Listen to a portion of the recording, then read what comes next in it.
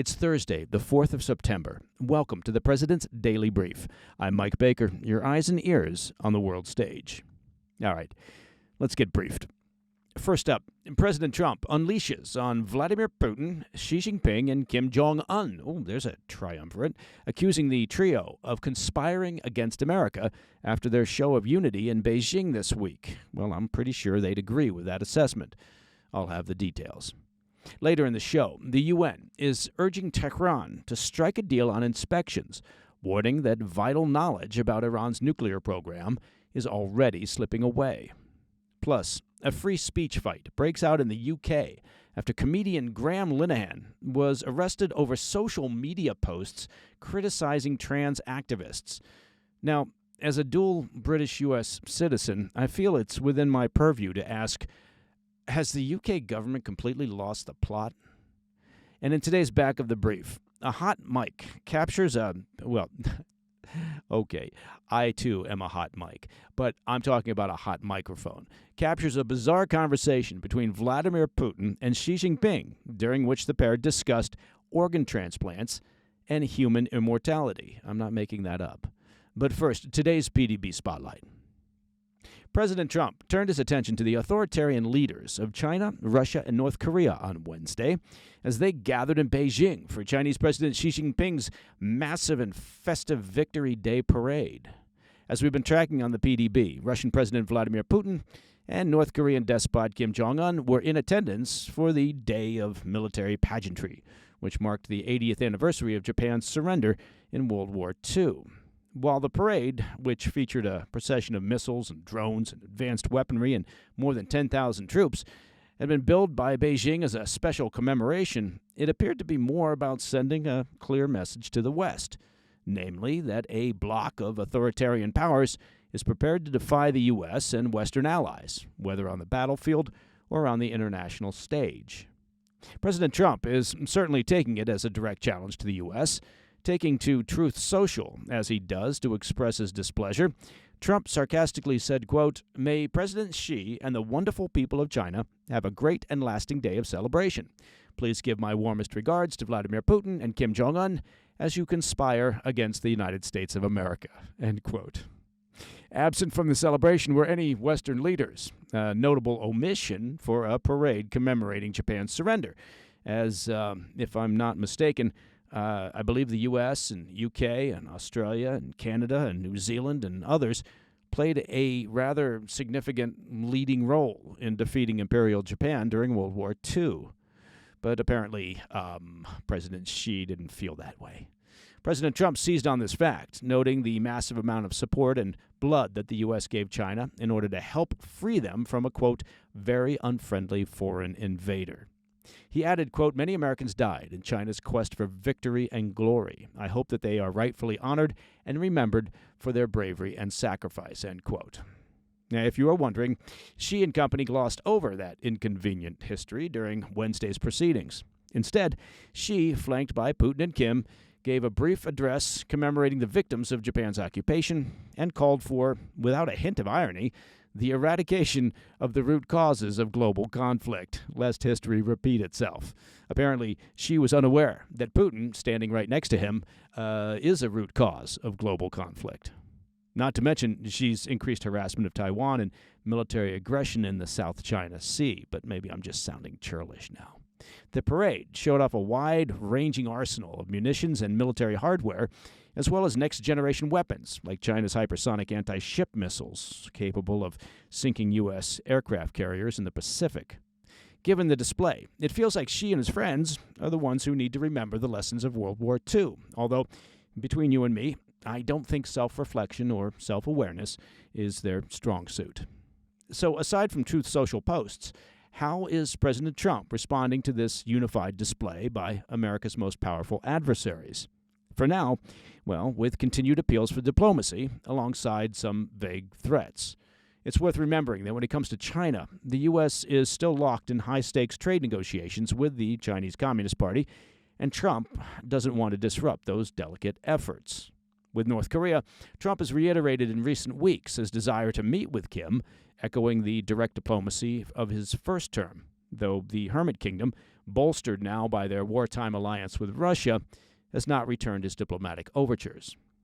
That leaves Putin, who continues to be a major thorn, of course, in Trump's side since his return to office. On Tuesday, ahead of the parade, Trump lamented Putin's intransigence regarding ending the war in Ukraine, particularly after their Alaska summit ended without any major breakthrough. During a radio interview, Trump said, quote, "I'm very disappointed in President Putin. We had a great relationship. I'm very disappointed," end quote. Trump followed that up with remarks on Wednesday suggesting he might impose fresh sanctions on Russia, we have heard that before, if they fail to reach a peace deal with Ukraine soon, though he was light on any details. Speaking to reporters in the Oval Office, Trump said, quote, "I have no message to President Putin. He knows where I stand, and he'll make a decision one way or the other. Whatever his decision is, we'll either be happy about it or unhappy. And if we're unhappy about it, you'll see things happen," end quote. Now, Trump has repeatedly suggested he's prepared to tighten the economic noose around Russia, but the long-threatened sanctions have yet to materialize. But Trump pushed back against criticisms that his threats against Russia have been empty, pointing to the recent secondary sanctions imposed on India for buying Russian oil. Trump remarked, quote, "You call that no action? And I haven't done Phase 2 and Phase 3 yet," end quote. What Phase 2 or 3 might involve, however, well, that remains unclear. But Trump is slated to speak with Ukrainian President Zelensky later today, along with Treasury Secretary Scott Bessent, who described Putin's recent aerial escalations against Ukraine as despicable. According to Bessent, all options remain on the table when it comes to Russia. All right, coming up after the break, pressure mounts on Tehran to allow nuclear inspections. And Britain debates free speech after the arrest of Father Ted co-creator and writer Graham Linehan. I'll be right back. Hey, Mike Baker here. Now, let's be honest. Most of us, on occasion, or actually quite often, are tired, stressed, or dealing with some kind of physical pain, maybe from a tough workout or a run. And what do? Well, typically we power through, right? Because the last thing we want is another prescription, taking up space in the medicine cabinet. That's why I'm happy to tell you about a great company, CB Distillery. Now, their CBD products are helping so many people, myself included, sleep better, feel more relaxed, and ease everyday pain. And the best part? Well, it's all made with premium quality natural ingredients. They've got a full range of solutions for stress, for sleep, for pain after exercise, even CBD for pets, so Fido and Snowball can get in on the action. Their Soothing Relief Balm is a huge customer favorite, and so are their sleep products. I got to tell you that Relief Balm is, after a tough workout, really excellent. It's a game changer. So if you're tired of being tired and stressed, or you just want to feel better, check out CBD from CB Distillery. And right now, you can save 25% off your entire purchase. That's right, I said 25%. Visit CB Distillery and use promo code PDB. That's cbdistillery.com, promo code PDB. Again, cbdistillery.com. Specific product availability depends on individual state regulations. Welcome back to the PDB. The UN is once again sounding the alarm on Iran's nuclear ambitions. The head of the UN's nuclear watchdog warns inspections must resume within days or risk a total collapse of continuity in tracking the regime's near weapons-grade uranium after June's U.S.-Israeli airstrikes. In an exclusive interview with Reuters, International Atomic Energy Agency Chief Rafael Grossi said talks with the mullahs on restarting site monitoring, quote, cannot go on for months on end, pressing for a breakthrough, quote, perhaps within a few days. His push comes just ahead of next week's 35-nation IAEA board meeting in Vienna. Grossi told the outlet, quote, it would be really good if we could have this agreed before then. As we've tracked here on the PDB, the Islamic regime has passed a law suspending cooperation with the agency, giving the country's Supreme National Security Council veto power over any future inspections. Now, while inspectors visited Bushehr, that's the regime's only known civilian nuclear plant, Fordo, Natanz, and Isfahan, the so-called crown jewels of Iran's enrichment infrastructure, have been inaccessible since the mid-June bombings. Grossi says the mullahs are now demanding secrecy on top of secrecy, insisting locations of their enriched stockpile remain undisclosed. He bluntly told member states, quote, domestic law creates obligations for Iran, not for the agency, referring to the regime's recent law that was passed. A confidential IAEA report circulated yesterday added urgency to the situation, stating that the regime currently has an estimated 440 kilograms, or 18 pounds, of uranium enriched up to 60%. That material would be enough to fuel around 10 nuclear weapons. Grossi maintains there's a general understanding that the material hasn't left the country, but verification is another matter. A senior IAEA diplomat noted Tehran would have only weeks to provide a full accounting if a deal were struck. For now, though, UN inspectors are flying blind. The IAEA chief called it a, quote, loss of continuity of knowledge, the first since Iran began enrichment in 2006, and warned that changes in their program are now untracked. His restricted report, circulated this week, confirmed the obvious. Nearly 3 months in, there's still no breakthrough in monitoring. As we covered last week, Britain, France, and Germany referred Iran back to the UN Security Council, setting the stage for snapback sanctions if an alternative outcome is not met by the end of the month. The Islamic regime has since countered with threats to withdraw from the Nuclear Non-Proliferation Treaty altogether. That's the landmark pact designed to halt the spread of nuclear arms. And unless Washington guarantees no further airstrikes, the mullahs say there'll be no further negotiations. Despite those June airstrikes, Grossi cautions that Iran retains the ability to manufacture new centrifuges, meaning its nuclear potential has not been eliminated. Satellite imagery confirms that the U.S. airstrikes leveled surface infrastructure, but they also erased routine inspector access. The IAEA chief insists he's leaving space for diplomacy, but his reports all say the same thing: no progress. Whether inspections resume in the coming days will determine if the IAEA can reestablish confidence in monitoring the Islamic regime, or if its stockpile of weapons-grade uranium slips further into the shadows. Okay, shifting to the United Kingdom. In a fine example of how the woke culture's intolerance and self-righteousness, not to mention complete lack of humor, breeds fascism, well, armed police officers greeted sitcom writer Graham Linehan at London's Heathrow Airport, not because he was smuggling weapons or plotting terror, but because of his posts on X, igniting a firestorm over free speech and policing priorities. Linehan, an Irish writer and co-creator of the popular British comedy Father Ted, was detained under the Public Order Act on suspicion of inciting violence Monday after several posts criticizing transgender activists. He recounted the ordeal on the media platform Substack, describing it as something out of a dark farce. According to Linehan, the first hint of trouble came in the U.S. when a gate agent told him his ticket was invalid and issued him a new one, a hiccup that he later suspected was no coincidence. As he put it, quote, someone, somewhere, probably wearing unconvincing makeup, flagged my post. When he disembarked at Heathrow, 5 armed officers, they were armed and there were 5 of them, were waiting. They told him his arrest stemmed from 3 posts, one of which read, quote, if a trans-identified male is in a female-only space, he is committing a violent, abusive act. Make a scene, call the cops, and if all else fails, punch him in the balls, end quote. Linehan insisted it was a serious point made with humor, but not an incitement to violence. But that didn't stop officers from putting him in handcuffs. Released on bail, he was hit with what he called a, quote, legal gag order barring him from using X. His next police interview is in October. Metropolitan Police Commissioner Sir Mark Rowley defended his officers, but practically begged lawmakers to step in. Okay, how dysfunctional would that be? He told reporters, quote, we've been left between a rock and a hard place, arguing that current legislation forces police to treat perceived threats against protected groups as prosecutable offenses. The political fallout was immediate. Conservative leader Kemi Badenoch blasted the arrest as, quote, politics, not policing. Reform Member of Parliament Rupert Lowe warned, quote, Linehan today, you tomorrow.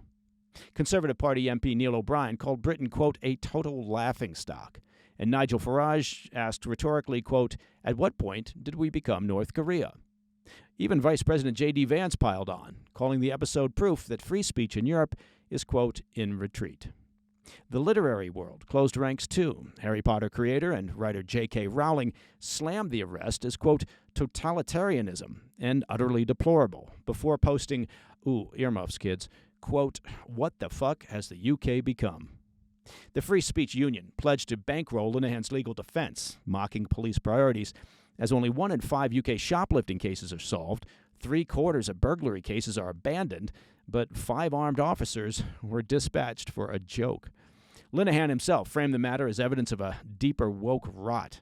He wrote on Substack, quote, "The UK has become a country hostile to freedom of speech, hostile to women, and far too accommodating to the demands of violent, entitled, abusive men who have turned the police into their personal goon squad," end quote. For many, Linehan's arrest now stands as a symbol of Britain's warped priorities. Tweets treated like terrorism, punchlines like public safety threats. Okay. Coming up next in the back of the brief, Vladimir Putin and Xi Jinping caught on a hot mic discussing immortality and the dream of living to 150 years. More on that story when we come back.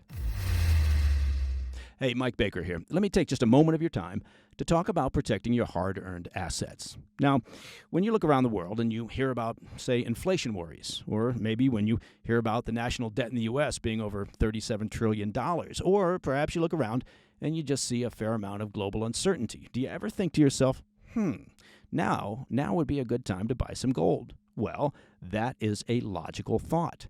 Look, whether as a hedge against inflation or peace of mind during global instability or just for sensible diversification, Birch Gold Group believes that every American should own physical gold. And so, listen to this, they've created something special.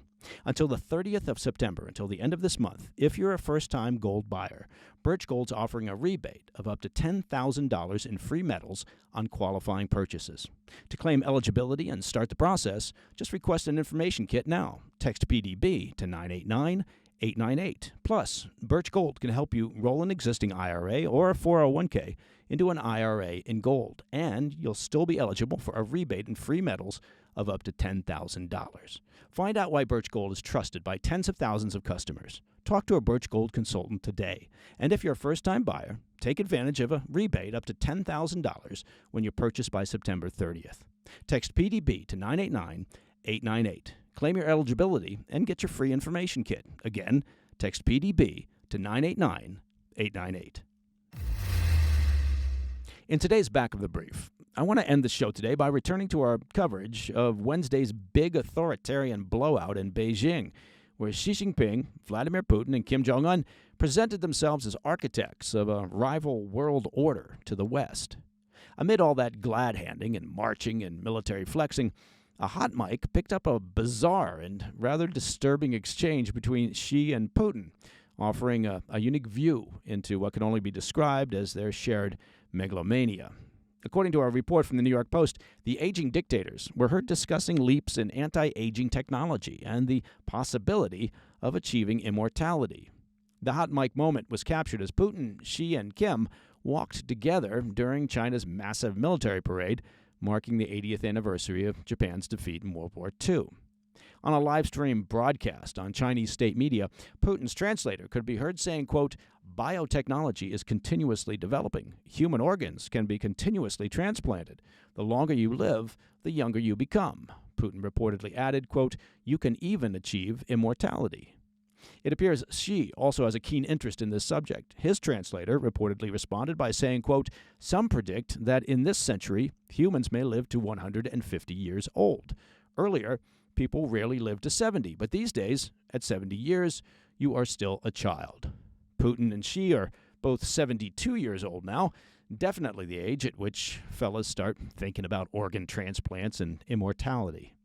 The conversation unfolded as Kim looked on at Putin and Xi smiling, though it's not clear if the conversation was being translated for Kim in that moment. According to the Post report, the audio of the exchange was only available on the live stream for less than a minute before it dropped out. Moments later, Xi inspected his assembled troops and the expansive array of military hardware on display and told the crowd of more than 50,000 spectators that the world is at a critical juncture in history and must choose between, quote, peace or war. Well, I think Putin already made his choice, and it seems that both Xi and Kim are on board with it. It's worth noting that Xi has now been in power for 13 years, while Putin has been at the helm of Russia for 25 years. But rather than strolling around the parade grounds, chatting about retirement plans, It seems they've got their designs on sticking around till the next century. Maybe, here's a thought, we could all chip in, raise a charitable fund, and have them cryogenically frozen before the holiday season. And that, my friends, is the President's Daily Brief for Thursday, the 4th of September. If you have any questions or comments, please reach out to me at pdb@thefirsttv.com. And to listen to the show ad-free, well, you can do that, and it's very simple. Just become a premium member of the President's Daily Brief by visiting pdbpremium.com. I'm Mike Baker, and I'll be back later today with the PDB Afternoon Bulletin. Until then, stay informed, stay safe, stay cool. Hey, thanks for tuning in. If you enjoyed this video, don't forget to hit that like button and leave a comment, a really positive, nice, and kind comment. That would be appreciated. And if you're not already subscribed to our channel, make sure to subscribe and turn on notifications so you don't miss any of our daily updates.